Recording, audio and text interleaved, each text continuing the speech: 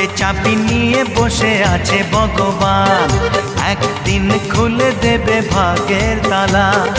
ভক্তরা আমাকে করবে পুজো, দেবে গলায় মালা। আমি নায়ক